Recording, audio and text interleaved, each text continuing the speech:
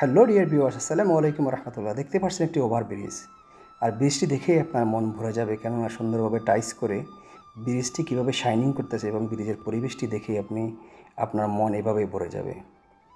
হ্যাঁ বন্ধুরা, এটা হচ্ছে বাহরাইনের জল্লাক টু মানামা হাইওয়ে রোড।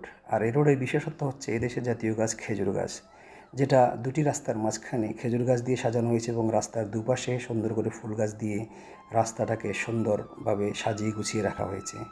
আর এদেশের রাস্তাঘাট দেখলে আপনি বুঝতে পারবেন এদেশের মানুষের রুচি এবং তাদের চিন্তাভাবনা, তাদের চিন্তা চেতনা এবং তাদের পরিবেশগত অবস্থা আপনি নিজেই নির্ণয় করতে পারবেন। এখানে একটি বিষয় লক্ষণীয়, সেটা হচ্ছে কেউ কারো দোষ নিয়ে এখানে কেউ পড়ে থাকবে না। সবাই নিজ নিজ গন্তব্যে নিজের মতো করে চলবে, আর সব কিছু অটোমেটিকভাবেই হয়ে যাবে।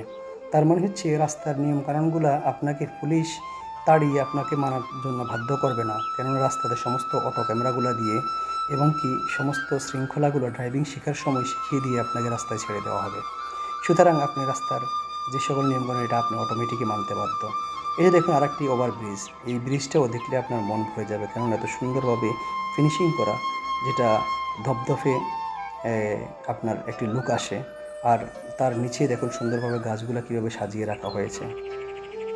তো বললে একটা কথা না বললেই নয়, সেটা হচ্ছে আমাদের দেশের ওভারব্রিজগুলো দেখলে নিজেকে খুবই অপরাধী মনে হয়। তার মানে হচ্ছে আমাদের পকেটের টাকায় লক্ষ লক্ষ কোটি টাকা ব্যয় করে ওভারব্রিজগুলো তৈরি করা হয়, সেখানে রং পর্যন্ত করা হয় না, এবং কি এক একটা ব্রিজ নিচ থেকে দেখলে নিচে কাঁচরার স্তূপ আর চতুর্দিকে দেখতে কত নোংরা দেখায়।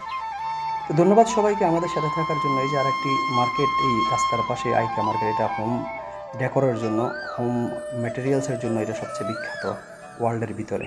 তো এটা এখান থেকে আপনার ঘর সাজানোর সমস্ত উপকরণগুলো এখান থেকে সহজে পেয়ে যাবেন।